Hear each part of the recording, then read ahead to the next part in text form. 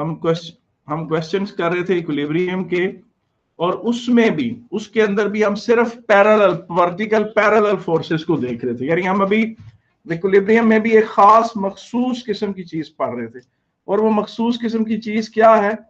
सिर्फ ये वाले फोर्सेस, अपवर्ड फोर्सेस और डाउनवर्ड फोर्सेस। इसके अलावा हम कुछ नहीं कर रहे।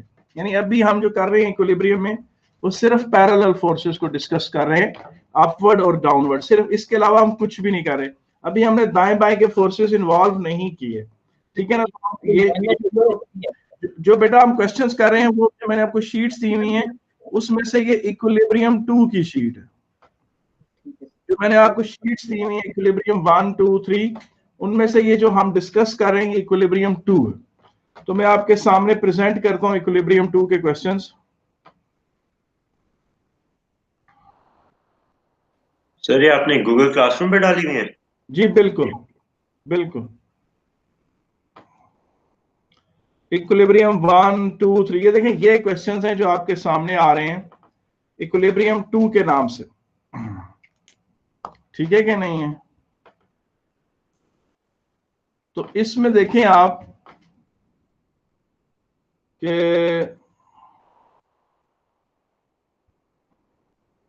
ये क्वेश्चन नंबर 1 को देखें जरा आप लोग।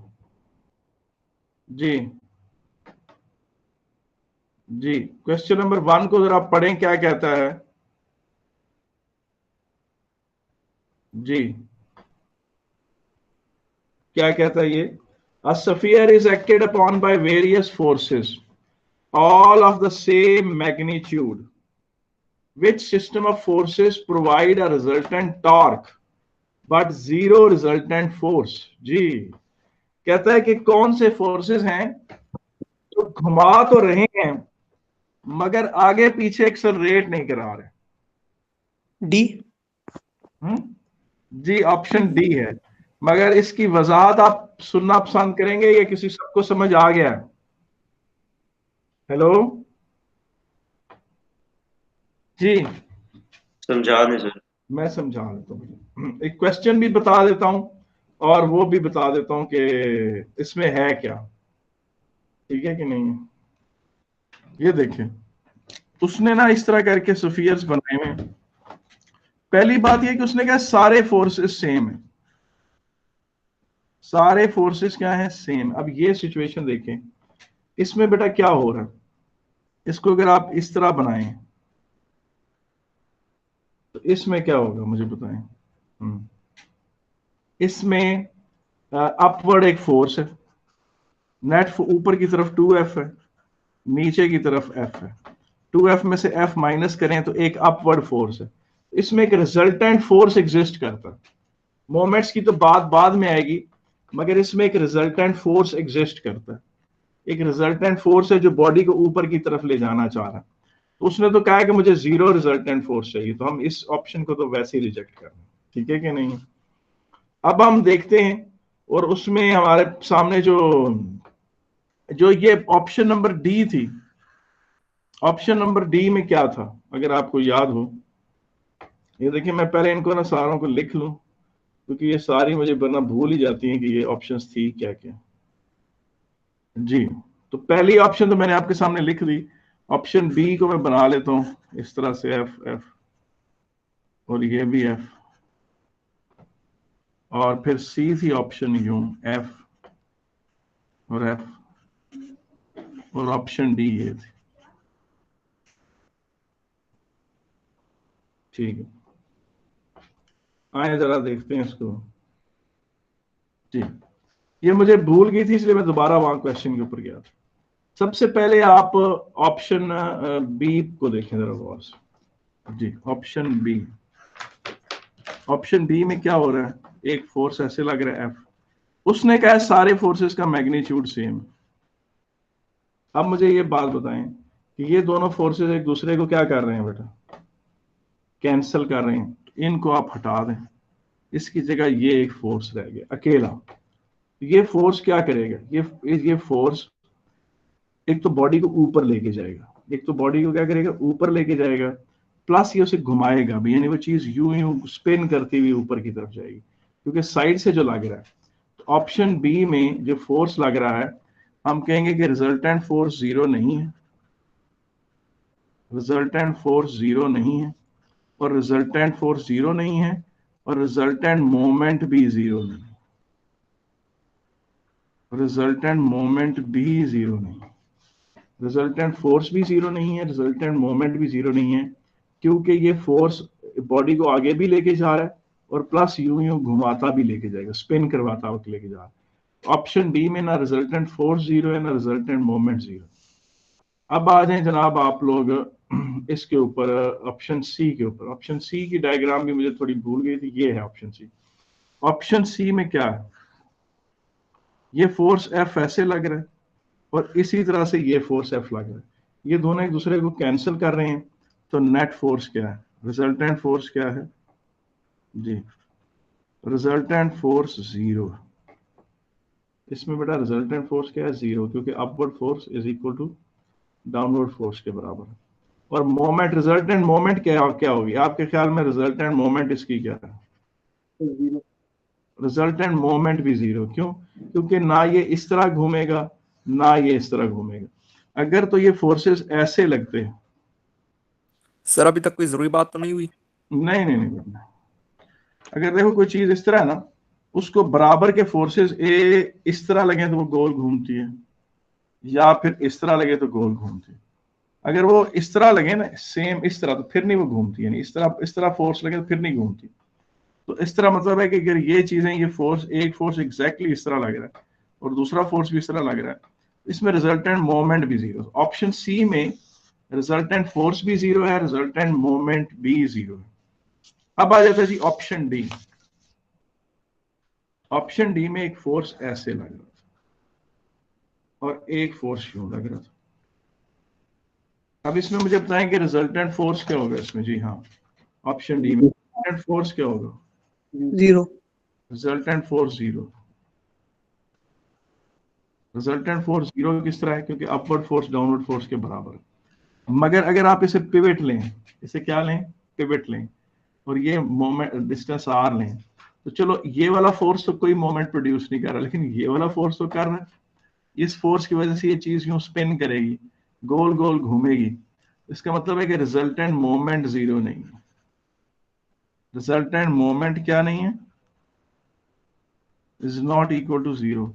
और उसने जब पूछा था ना, क्वेश्चन जो पूछा था बेटा, उसने क्वेश्चन पूछा था ऑप्शन ए बी सी में, उसने कहा था मुझे वो वाली ऑप्शन बताएं जिसमें रिजल्टेंट फोर्स जीरो हो और रिजल्टेंट मोमेंट जीरो ना हो। ये पेपर में क्वेश्चन ये था कि रिजल्टेंट फोर्स जीरो हो, रिजल्टेंट मोमेंट जीरो ना हो। तो आप देखें ये एफ इंटू आर, ये एक मोमेंट प्रोड्यूस कर रहा है, इसमें एफ इंटू आर की एक मोमेंट है जिसकी वजह से ये चीज यूं गोल घूमेगी। आप सवाल को दोबारा देखें, आपको पता चलेगा कि वो क्या मांग क्या रहा था।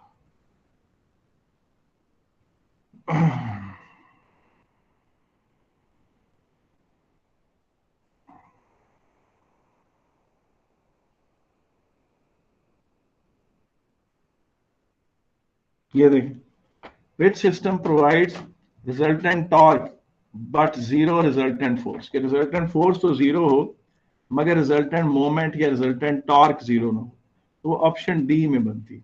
और मैंने इसमें देखिए, इसने कोई इनके नाम नहीं रखे इन सारे फोर्सेस के, मगर मैंने इन सबको एफ एफ नाम दे दिया। उसकी वजह ये थी कि वो कहता है कि sphere is acted upon by various forces all of the same magnitude, यानी इसका मतलब है ये फोर्स और ये फोर्स भी सेम था और ये जैसे तीनों फोर्सेस एक जैसे मैग्नीट्यूड के। बेटा ये मेरा कर्सर मूव कर रहा है आपके सामने कि नहीं, हेलो? सर। तो इसका मतलब ऑप्शन डी करेक्ट थी। मुझे बताएं इसमें किसी ने कोई बात पूछनी हो जी, हेलो? आगे सर। ठीक है, अच्छा जी, अब आगे चलते हैं। ऑप्शन नंबर इसके बाद देखें, इसके ऊपर एक मिनट है, बहुत तेजी से ऊपर चलेंगे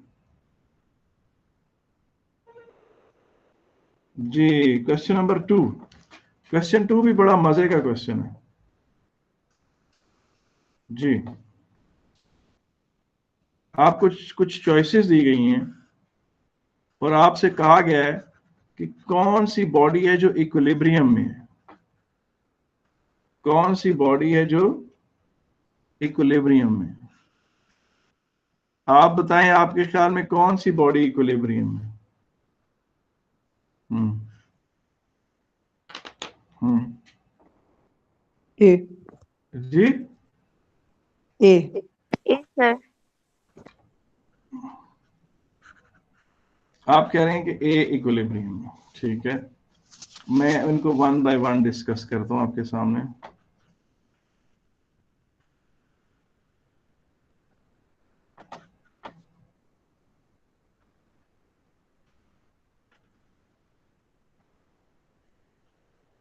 जी, कहते हैं इनमें से कौन सी बॉडी इक्विलिब्रियम है, ठीक है। मैंने इसको सर ए। ये आप कहते हैं, ठीक है, मैं भी देख लेते हैं। जी, ये ऑप्शन ए है, बी है, सी है। सबसे पहले थोड़ा डिस्कस कर लें जरा इनको। ये देखें, डी को देखें, ऑप्शन डी को मैं सबसे पहले लेता हूं। ऑप्शन डी उसने इस तरह बनाई है आपके सामने। ये f/2 है, एक f/2 ये f/2 है, ये f/2। अच्छा, वो फोर्सेस जो इक्वल भी हों, अपोजिट भी हों, और बिल्कुल एक ही उनकी लाइन ऑफ एक्शन हो, यानी इस तरह के फोर्सेस हों, बराबर भी हों, यानी क्या हों, बराबर भी हों, अपोजिट भी हों, और उनमें लाइन भी एक हो, वो तो कंप्लीट कैंसिल करते हैं मोमेंट के पर्सपेक्टिव से भी और रिजल्टेंट के पर्सपेक्टिव से। तो ये वाली ये दो फोर्सेस खत्म हो गई, ये दो फोर्सेस खत्म हो गए डी पर। ऑप्शन डी की बात करें, ये f/2 रह गया, ये f/2 रह गया। अब ये नेट फोर्स 0 है क्योंकि अपवर्ड फोर्स डाउनवर्ड फोर्स के बराबर है। ये बात तय है कि ये ब्लॉक ना ऊपर जाएगा ना नीचे जाएगा, ठीक है। मगर ये इस तरह पड़ा हुआ है, इस हालत में जब पड़ा हुआ है और इसको दो फोर्सेस लगे, एक फोर्स इधर से लगे और एक फोर्स इधर से लगे, तो ये गोल तो घूमेगा। तो जब ये गोल घूमेगा तो इसमें रिजल्टेंट मोमेंट 0 नहीं।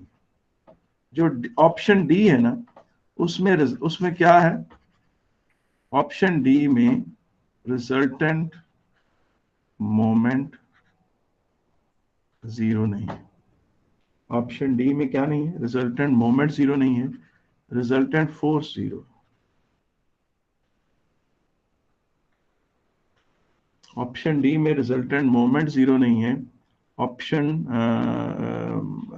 Resultant force 0। अब जरा ऑप्शन सी की तरफ आ जाए। सी में क्या था,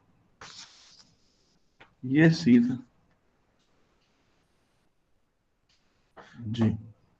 एक फोर्स एफ ऐसे लग रहा है, एक फोर्स एफ ऐसे लग रहा है, और एक फोर्स एफ ऐसे सी में। अब मुझे पता है रिजल्टेंट फोर्स इसमें 0 है या नहीं है जी। बेटा इसमें No, हाँ जी। नहीं है सर। आप हाँ देखें, अपवर्ड फोर्स ऊपर की तरफ कितने फोर्स लग रहे हैं, अब ऊपर की तरफ 2F लग रहा है, नीचे की तरफ F लग रहा है। तो रिजल्टेंट फोर्स कितना है, ऊपर की तरफ एफ। रिजल्टेंट फोर्स F है, ऊपर की तरफ F। अब मोमेंट्स को देखें, मोमेंट्स क्या सारी कैंसिल कर रही है एक दूसरे को कि नहीं जी। यार मोमेंट्स के बारे में बता, क्या कहेंगे आप? Just resultant moment is 0. ये आपको कैसे पता चला? Sum of clockwise moment is equal to the sum of anti-clockwise moment. Therefore, there is no resultant moment.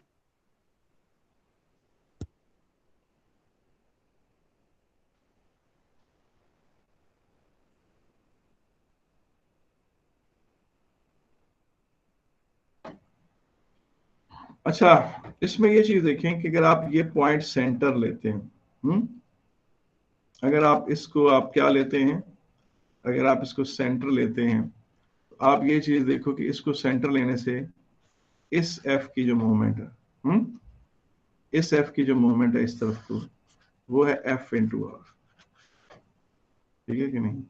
और ये आर है, इस एफ की जो मूवमेंट है इस पॉइंट के अबाउट, वो ये है एफ इंटू आर। तो दोनों की मूवमेंट इक्वल एंड अपोजिट है। ये बात तय है कि ये इस पॉइंट के गिर्द नहीं घूमेगा, यानी ऐसे नहीं घूमेगा ना ऐसे घूमेगा, इसका मतलब ये नहीं घूमेगा। लेकिन लेकिन लेकिन इस पॉइंट के गिर्द इसकी मोमेंट्स क्या बनती हैं, अगर ये पॉइंट ए लिया जाए तो, हाँ जी, यार पॉइंट ए के गिर्द इसकी कोई मोमेंट है? Clockwise movement. हाँ, इसका कोई नेट मोमेंट नहीं है।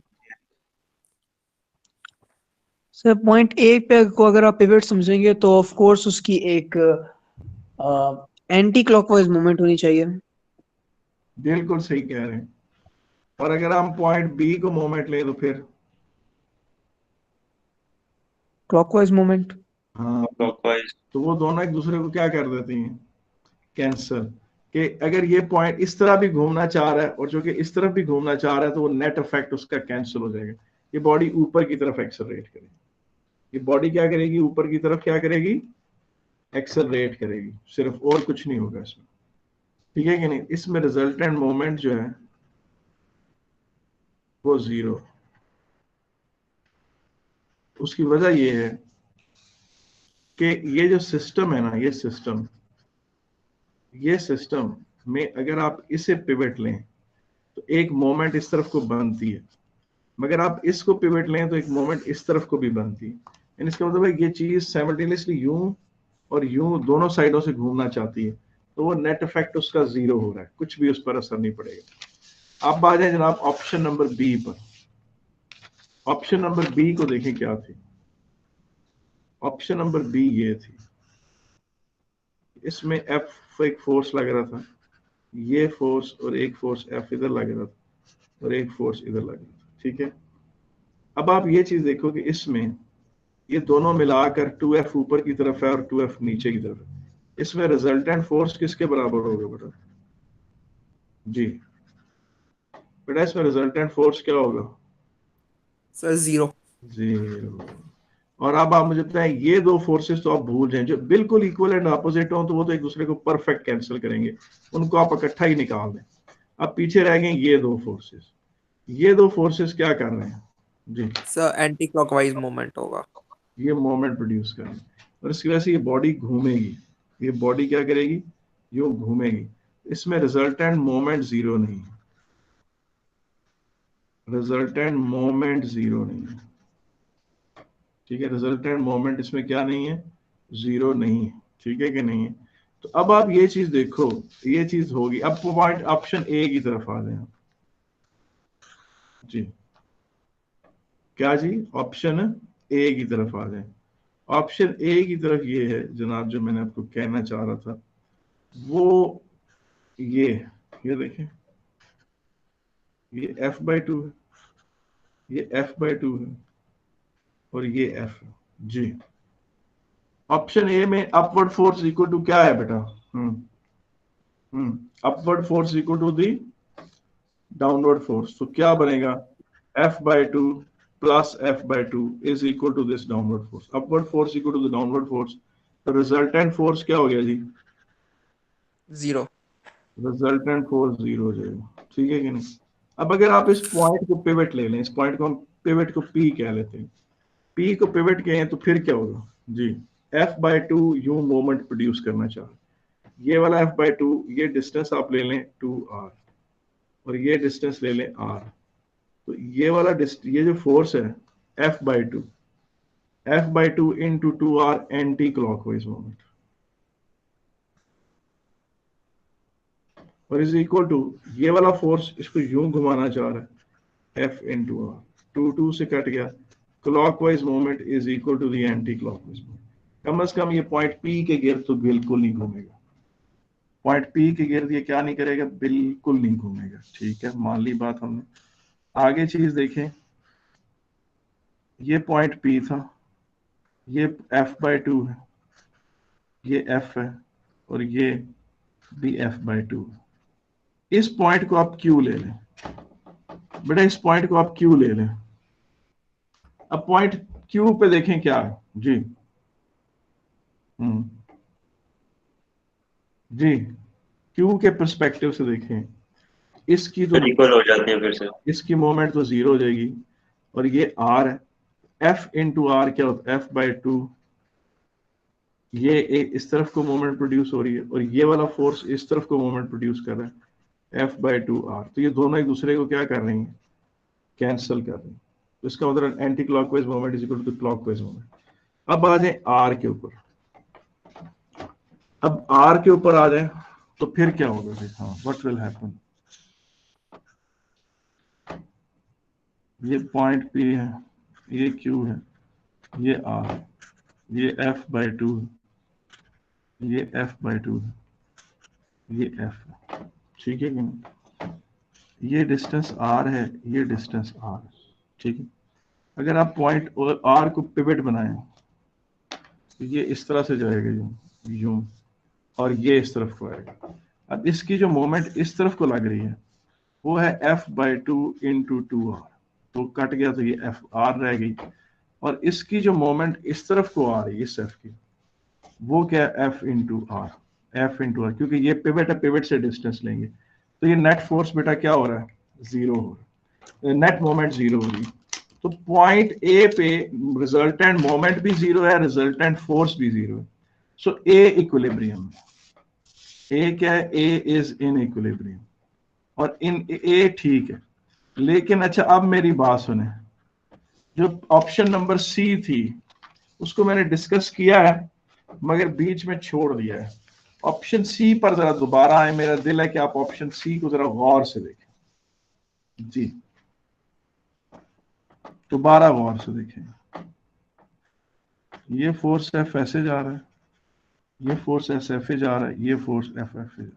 अच्छा, हमें ये बात पता चल गई कि हमारा आंसर ए है, वो तो करेक्ट हो गया, मगर मैं ऑप्शन सी की तरफ आपकी तवज्जो दिलाना चाहता हूँ।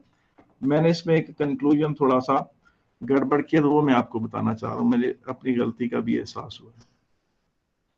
सबसे पहली बात है कि अपवर्ड फोर्स और डाउनवर्ड फोर्स बराबर नहीं है, इसका मतलब है इसमें रिजल्टेंट फोर्स जीरो नहीं, resultant force is not equal to zero. एक नेट अपवर्ड फोर्स एग्जिस्ट करता है, ये क्या एग्जिस्ट करता है? Net upward force. वो नेट अपवर्ड फोर्स क्या है जनाब? वो फोर्स है 2F माइनस एफ, तो एफ होगी, ठीक है। अब आप देखें, अगर आप पॉइंट, इसको पॉइंट पी कह रहे हैं, पॉइंट पी के अबाउट देखें तो इसकी मोमेंट जीरो है, इस एफ की जो मोमेंट है इस तरफ को यूं है, वो है एफ इंटू टू आर, और इस एफ की जो मोमेंट है इस तरफ वो एफ इंटू आर है, सॉरी एफ इंटू आर। अब इसकी मोमेंट ज्यादा है और इसकी मोमेंट कम है, तो 2F माइनस एफ आर, एक मोमेंट इस तरफ को एग्जिस्ट करती है अबाउट पी, एक मोमेंट इस तरफ को क्या करती है? एग्जिस्ट करती है अबाउट पी। अब ये पॉइंट ले लें क्यू, एक ये पॉइंट ले लें क्यू, तो इसमें क्यू पे, क्यू की पर्सपेक्टिव से देखें तो यहां से इस तरफ को क्यू के पर्सपेक्टिव से देखें अगर आप, ये क्यू है, ये पी है, ये फोर्स एफ ऐसे है, ये फोर्स ऐसे है, और ये फोर्स ऐसे, ठीक है कि नहीं?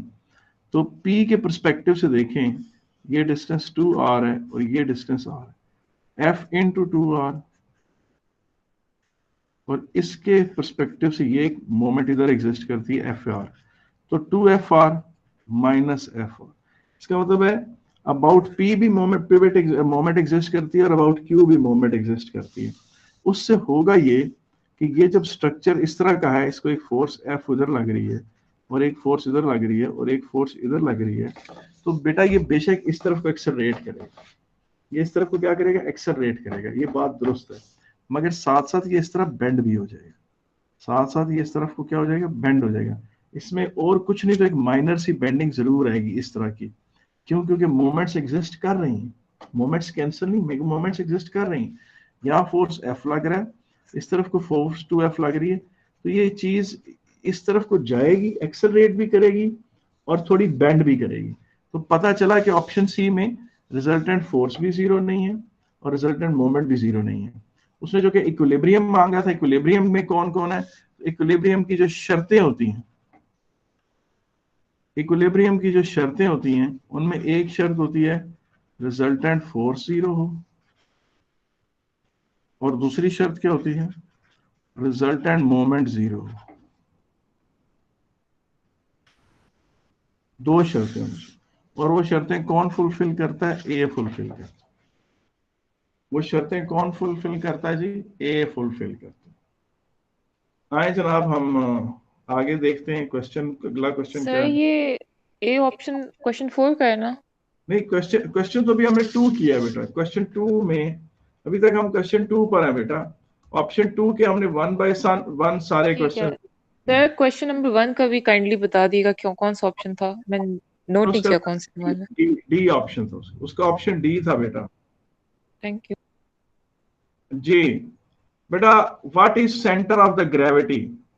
बेटा, centre of the gravity is a point which whole weight of the body may consider to act, may seem to act, may assume to act, और may be considered to act। तो इसकी जो प्रॉपर स्टैंडर्ड डेफिनेशन है वो ये है बेटा। Question 3 की क्या है? द पॉइंट एट विच, ये बी ऑप्शन है इसकी बेटा। Centre of gravity is the point at which the weight of the body may be considered to act. इसका ऑप्शन बी इसका राइट आंसर है बेटा। क्या है? Option right answer. ठीक है कि नहीं? ज्योमेट्रिकल सेंटर नहीं होता, हमेशा सिर्फ बी पॉइंट है। Centre of gravity is the point where whole weight of the body may seem to act और मे कंसिडर टू एक्ट और may assume to act. Option B है इसकी। और अगर आपने खाली लिख दिया ऑप्शन डी से भी सही नहीं है क्या? क्या? Option D, the point where gravity acts on the object. नहीं, ये गलत है। पूछे क्यों? वही पूछ रहा हूँ। वो पूछे क्यों गलत क्यों है, ये देखें। वो मैं आपको बताता हूँ कि गलत क्यों। वी आर बैक टू गलत। Centre of gravity.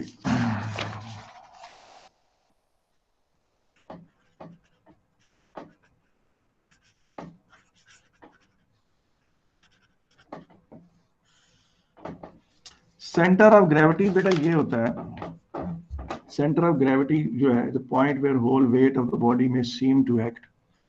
ये चीज देखें, ये एक ऑब्जेक्ट है। ये क्या है? ये ऑब्जेक्ट है।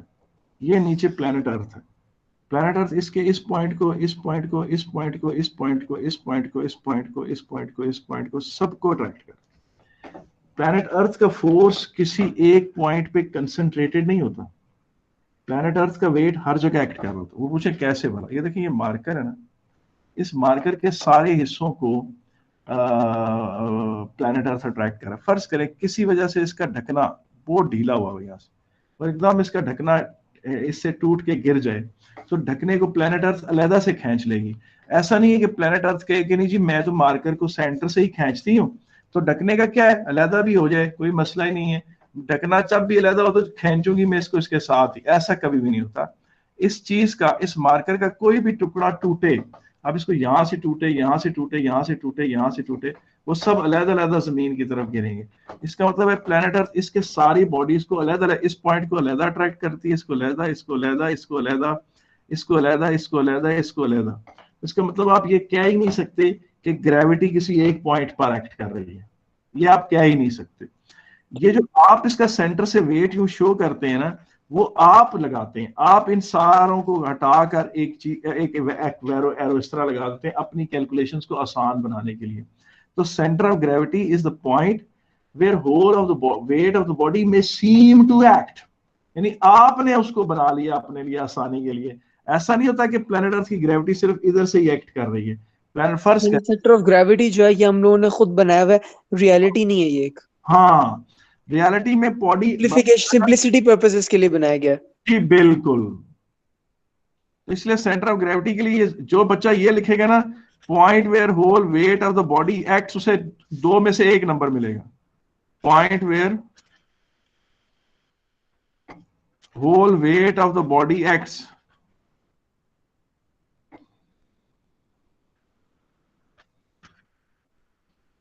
Point where whole weight of the body acts, तो इसमें उसको 2 में से 1 नंबर मिलेगा। इसकी अच्छी और स्टैंडर्ड डेफिनेशन ये है, centre of gravity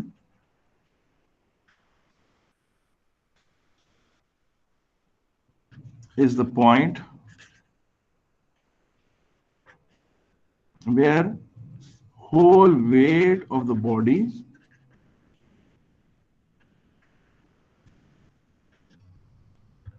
is considered to act, is considered to act। यानी इसका क्या मतलब, हम ऐसा सोचते हैं कि यहां लग रहा है, is considered to act, या may appear to act। चलें, कंसिडर नहीं लिखा तो मे अपीयर टू एक्ट लिख दिया, weight of the body may appear to act या मे सीम टू एक्ट, तो आप इस बंदे को 2 आउट ऑफ 2 मार्क्स मिलेंगे, पूरे नंबर मिलेंगे।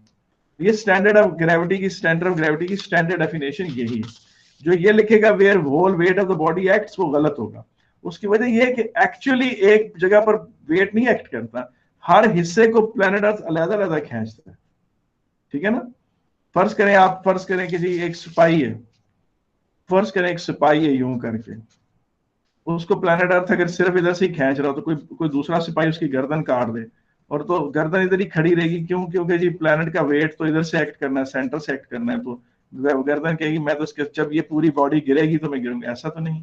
जो ही गर्दन कटती है वो अलग से नीचे जमीन पे गिरती है। ये बात है ऐसा, क्योंकि अगर इंसान आन का पूरा वेट उसकी समझे, उसके स्टमक को अगर हम समझे सेंटर ऑफ ग्रेविटी है, अगर इंसान का पूरा वेट उसके स्टमक से आए तो जब भी उसने यानी अपने जंप मारी हो तो उसका स्टमक पहुंच जाएगा ग्राउंड तक, उसकी टांगे वगैरह जो है, ये हाथ है, वो हमेशा इन द एयर रहेंगे, क्योंकि उन पे फोर्स नहीं लग रही होगी, अगर हम सेंटर ऑफ ग्रेविटी को रियलिटी समझें।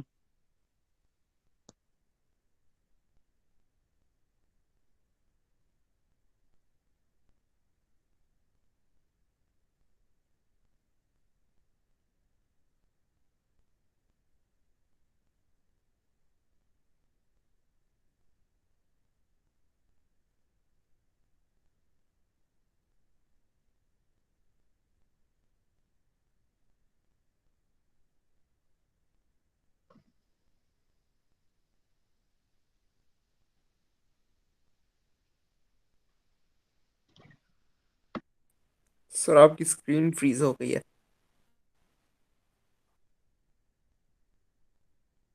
देखो जोहेब, तुम्हारी वजह से सर की स्क्रीन ही फ्रीज हो गई।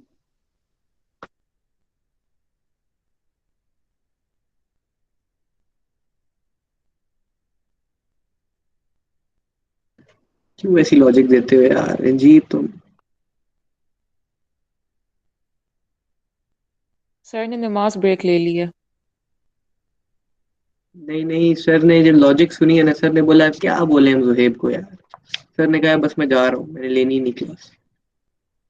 ये भी हो यू सकता है। वेलकम।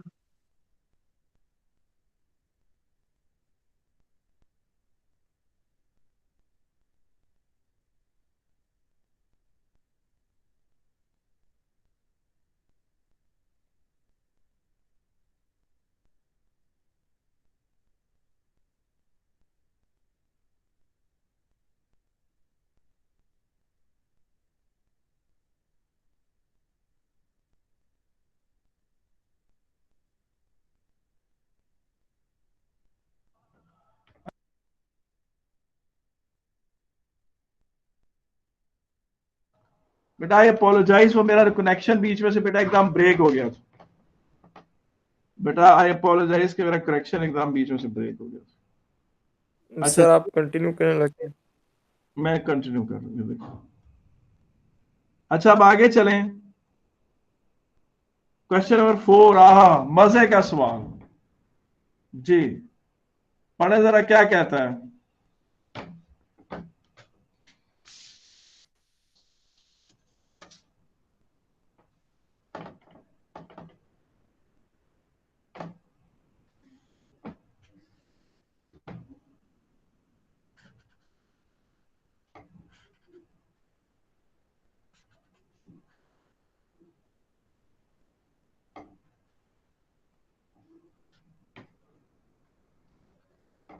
जी ये जो ऑप्शन ए है, जी ये जो ऑप्शन बेटा ए है, इसको जरा आप देखेंगे इसमें क्या मामला है।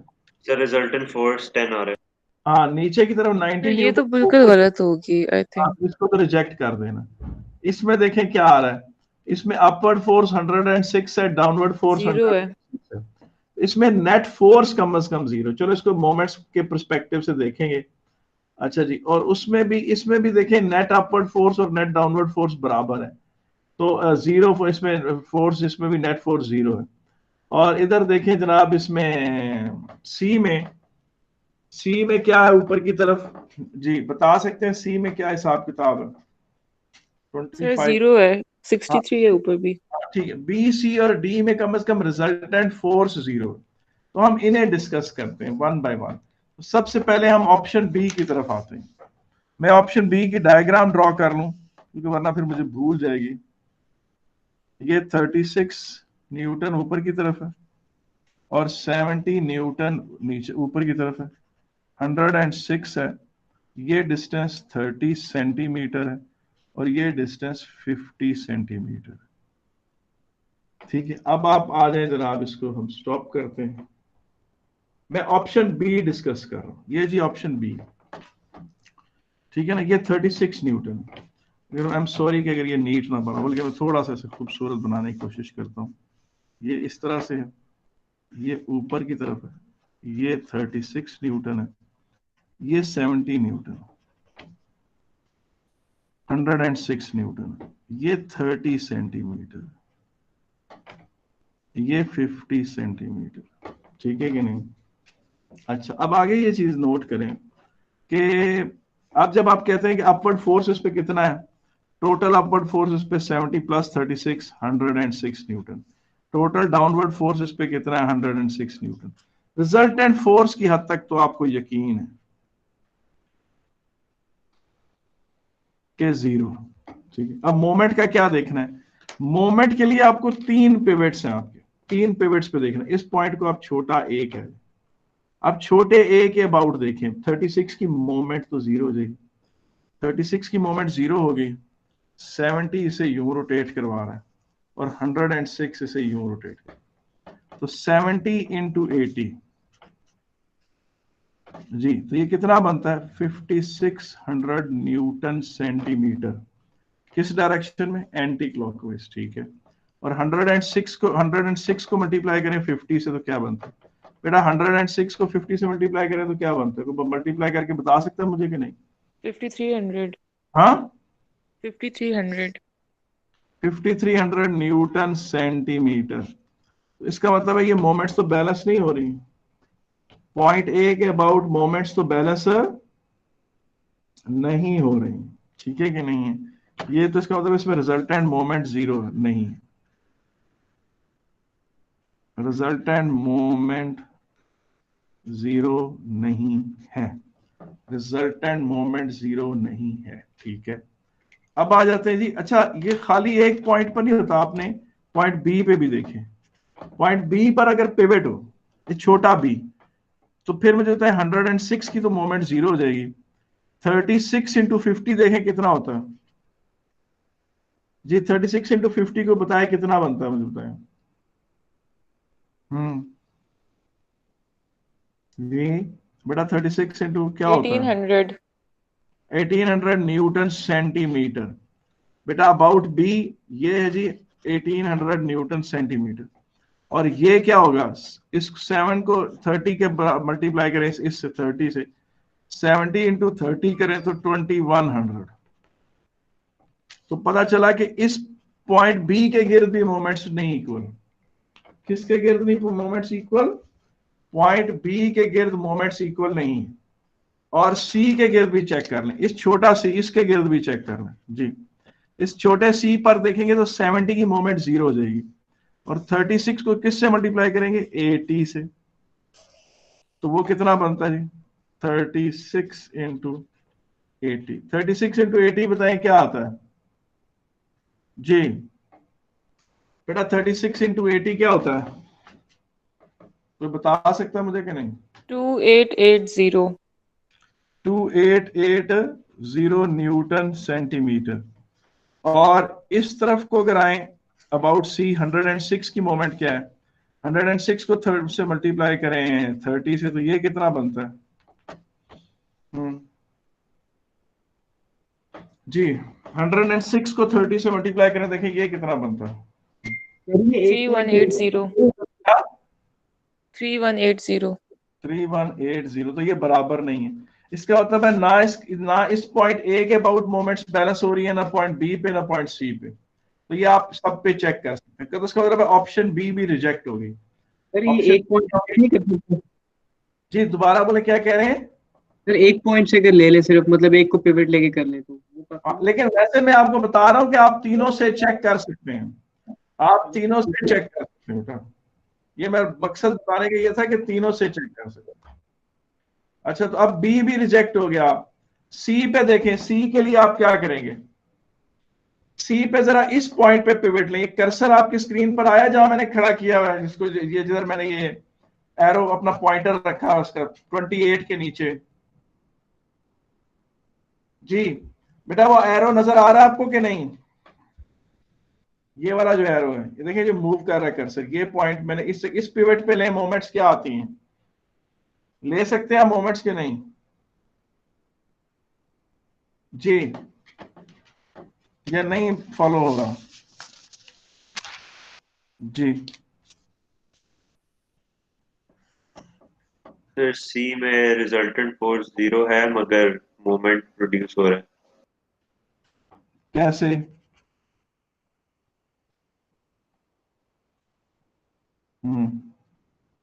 मैंने कहा कैसे? सर अगर आप सेंटर को पिवट ले लें तो 14 न्यूटन मीटर्स में क्लॉकवाइज मोमेंट प्रोड्यूस हो रहा है और 10.5 न्यूटन मीटर का एंटी क्लॉकवाइज मोमेंट आ रहा है, तो 3.5 न्यूटन मीटर का टोटल मोमेंट। ठीक, मैं एक मिनट अभी चेक करते हैं। देखिए आपने जो बात की इसको देखते हैं अभी।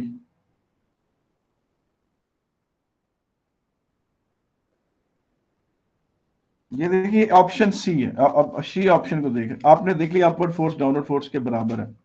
पॉइंट ए पे पिवट्स ले लें।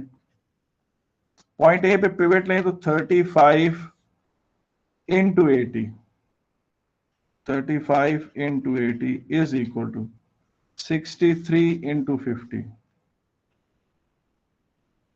ये देखिए, तो ये देखिए 35 इंटू 80 देखें क्या आता है आपके पास? 2800। हाँ, 2800। और ये करें तो ये क्या आता है? 3150। तो बराबर नहीं है। ठीक है, चाहे तो इस पॉइंट पे भी पिवट लेके देख सकते थे, चाहे तो इस पे भी पिवट लेके देख सकते थे। इस पे अगर बैलेंस नहीं कर रहा तो इधर भी नहीं करेगा, इधर भी नहीं करेगा, चांस नहीं है। इसका मतलब है कि फिर ऑप्शन डी ही बचता है। ऑप्शन डी ही ठीक होगा।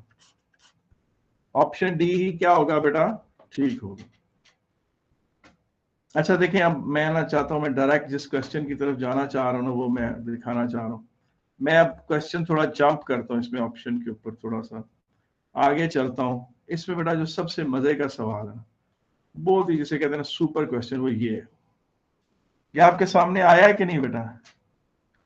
हाँ, क्वेश्चन नंबर 9। जूम इन कर दें।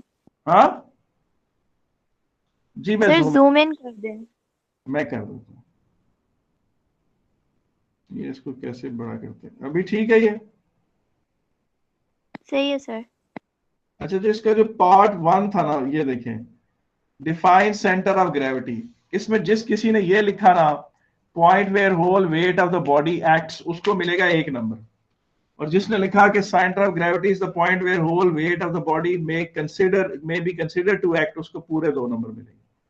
ठीक है कि नहीं? आगे चलते हैं। ये है जी क्वेश्चन बड़ा मजे का, टॉप का मजे सवाल जी। पहला नॉर्म सुने, नॉन यूनिफॉर्म। नॉन यूनिफॉर्म से आपको पता चल गया कि इसका वेट कम से कम सेंटर में नहीं एक्ट करेगा। क्या नहीं करेगा बेटा? इसका सेंटर वेट में एक्ट नहीं करेगा। कम से कम सेंटर में एक्ट नहीं करेगा। ठीक है कि नहीं? इसका वेट क्या नहीं करेगा? कम से कम सेंटर में एक्ट नहीं करेगा। ठीक है, हमें समझ आ गई कि सेंटर में एक्ट नहीं करेगा। तो फिर क्या करते हैं वो देख लेते हैं जरा।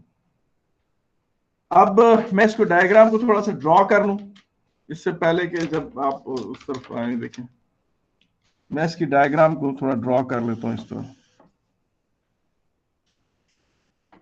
ये पॉइंट एक्स है, ये पॉइंट वाई है, इसकी टोटल लेंथ 2.50 है, और यहां पर एक ये चीज और ये डिस्टेंस है 0.4 मीटर। अच्छा, फोर्स मीटर क्या होता है बेटा? यार फोर्स मीटर क्या चीज होती है? What is force meter? हाँ sir Newton Newton metre. Metre ही होता है शायद। जी बिल्कुल, फोर्स मीटर मींस फोर्स को मेजर करने वाला। जिस तरह एम मीटर होता है ना, एम मीटर क्या होता है? जो डेंसिटी एम्पियर को मेजर करता है, इस तरह डेंसिटी मीटर डेंसिटी को मेजर करेगा। इसी तरीके से वोल्ट मीटर को मेजर करेगा। फोर्स मीटर फोर्स को मेजर करने वाला। ठीक है, और वेट इसका कितना है 950 न्यूटन, और ये रिकॉर्ड कर रहा है 570 न्यूटन। ठीक है, और वो वेट कितना है जी 950 न्यूटन। ठीक है, अब आप इधर आ जाए। ये देखिए मैंने इसको डायग्राम को बनाया है। इसी डायग्राम को मैं एक और पर्सपेक्टिव से भी आपके सामने बनाता हूं। ये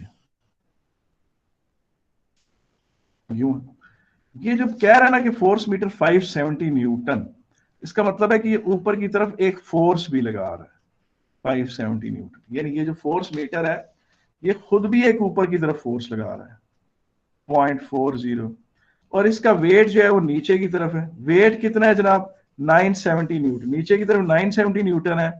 तो फिर फोर्स, ये वाला फोर्स जो फोर्स मीटर बी है, ये कौन कितना फोर्स लगाएगा, उसको हम एफ कह देते हैं। एफ और 570 मिले, एफ और 570 मिले तो वो वेट, नीचे वाले वेट को बैलेंस करते हैं। नीचे वेट है 950। अब एफ की वैल्यू क्या आएगी 950 माइनस 570, ये कितना बनता है जी, ये 380 न्यूटन बनता है। इसको मैंने कर दिया जी 380 न्यूटन। ये क्या कर दिया आपने 380 न्यूटन। ठीक है कि नहीं। अब आप ये चीज देखो कि सर ये ये, आपने क्या किया है, एफ प्लस, ये एक्सप्लेन कर दें फिर से। मैं बता दूं, देखिए इसका वेट बेटा नीचे एक्ट कर रहा होगा ना, इसका वेट बेटा किधर एक्ट कर रहा होगा, नीचे की तरफ। यस। बेटा वेट नीचे की तरफ नहीं एक्ट कर रहा होगा, जी सर। और उसकी वैल्यू उसने बताई हुई है 950 न्यूटन, पेपर में थी 950 न्यूटन। नीचे की तरफ फोर्स लग गया 950 न्यूटन। ये जब कह रहा है ना फोर्स मीटर 570 न्यूटन, इसका मतलब ये फोर्स, ये स्प्रिंग बैलेंस ऊपर की तरफ एक फोर्स भी लगा रहा है 570 न्यूटन। जो वेट मीटर फोर्स मीटर होता है ना, वो अपवर्ड एक फोर्स भी लगाता है, जितनी उसकी रीडिंग होती है उसके बराबर फोर्स लगाता है। फिर उसने कहा ये वाले फोर्स मीटर क्या रीड कर रहा होगा। अब जाहिर है अगर ये बॉडी इक्विलिब्रियम में है, तो इसका वेट नीचे है, तो ये दोनों फोर्सेस ऊपर है, तो ये दोनों फोर्सेस वेट को तो बैलेंस करेंगे ना। एफ, इसका नाम पहले हमें इसकी वैल्यू नहीं पता थी, एफ प्लस 570 जो है वो 950 के बराबर नहीं होगी। देखें ना, ऊपर की तरफ बेटा एक फोर्स लग रहा है 570, जी सर समझ आ गई। ऊपर की तरफ एक फोर्स एफ बी लग रहा है, जिसको हम एफ बी कह देते हैं, force recorded by the B, और 960 नीचे लग रहा है। हल किया तो एफ बी 380 न्यूटन आ गई। अब मुझे इससे इन वैल्यू से देख के बताएं कि इसका सेंटर ऑफ ग्रेविटी कहाँ है, यहां है, यहां है, या यहां है, जी बताएं। इसको हमें कि छोटे ए से छोटे इसको रिप्रेजेंट करो तो किधर है centre of gravity this of this whole plank, किधर है जी, बता सकते हैं आप कि नहीं जी। बेटा सेंटर ऑफ ए ग्रेविटी, होगा सर, हाँ ए होगा। जी बिल्कुल सही कह रहे हैं। देखिए ना ये रीडिंग ज्यादा है ना बेटा, ये रीडिंग ज्यादा है, इस फोर्स मीटर ने ज्यादा मोमेंट कम करनी है लेफ्ट वाले और की। इसमें कम, तो इसका मतलब वेट यहां कहीं 960 यहां कहीं एक्ट कर रहा है। और ये पेपर में उसने क्वेश्चन पूछा हुआ है कि आप वेट को मार्क करके बताएं कि आपके ख्याल में कहां है। अगर आपको नहीं यकीन आता तो मैं ये दोबारा क्वेश्चन आपके सामने पेश करता हूं। ये देखें,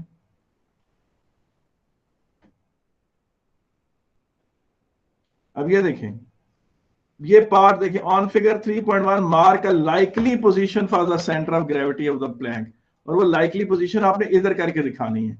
अगर सेंटर में दिखाई तो नंबर नहीं मिलेंगे, और अगर फोर्स मीटर बी के करीब दिखाई तो भी नंबर नहीं मिलेंगे। आपने फोर्स मीटर ए के करीब दिखाना है उसको। सेंटर और फोर्स मीटर ए के बीच में कहीं पर भी डाउनवर्ड एक एरो बना दें तो आपको नंबर मिल जाएगी। ये देखें लिखा हुआ सर ऑन ये फिगर, फोर्स मीटर ए की तरफ इसलिए क्योंकि वो ज्यादा है मैग्नीट्यूड। जी जी बिल्कुल बेटा, उसकी रीडिंग जो ज्यादा है, इसका मतलब इसने ज्यादा बोझ उठाया हुआ है, इसने कम बोझ उठाया हुआ है। इसका मतलब है ये प्लैंक इस तरफ से भारी है, एक्स वाली साइड से भारी है, वाई वाली साइड से पतला ही है। ठीक है, वो बनाया उसने इस तरह नहीं है, लेकिन ये एक्स वाली साइड से ज्यादा भारी है। इस तरफ इसका ये एक्स वाली जगह ज्यादा मोटी है और वाई वाली जगह जगह जगह पतली है। और ये फोर्स मीटर ए की ज्यादा रीडिंग से हमें अंदाजा हो रहा है कि फोर्स मीटर ए ने ज्यादा बोझ उठाया हुआ है, फोर्स मीटर बी ने कम बोझ उठाया हुआ है। तो जो वेट सेंटर ऑफ ग्रेविटी है वो ए की तरफ। और ये देखिए क्वेश्चन है on the figure 3.1, mark a likely position for the centre of gravity. तो वो आपने यहां कहीं मार्क करनी। कर्सर की मूवमेंट आपको नजर आ रही है कि नहीं, ये जो है, यस सर। तो आप देखिए ये छोटा सा पॉइंट है लेकिन है एक नंबर का। ठीक है, अब आखिरी सवाल, determine the distance of centre of gravity from the point x of the plank. तो वापस आ जाए कि ये डिस्टेंस निकालना है, आपने ये डिस्टेंस बताना है जी, ये डिस्टेंस। मैं आपके लिए इस डायग्राम को थोड़ा दोबारा नीट कर देता हूं।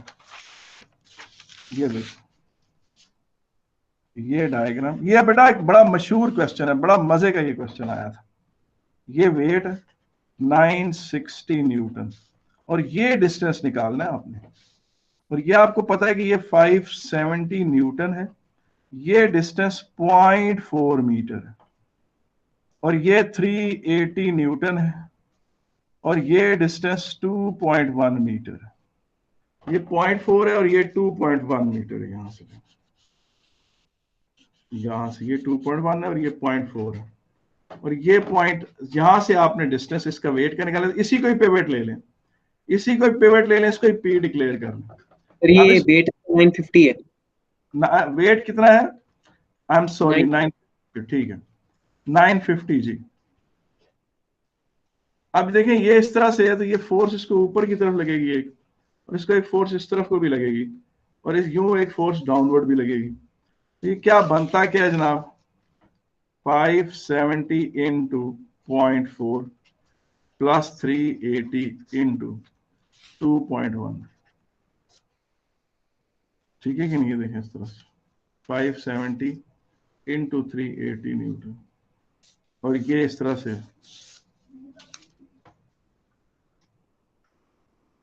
ये इस तरह से x is equal to 570 into 0.4 plus 380 into 2.1 over 950। अब आप देखें x की वैल्यू क्या आती है जी, बताएं बेटा। 1.08 आ रही है सर मेरी।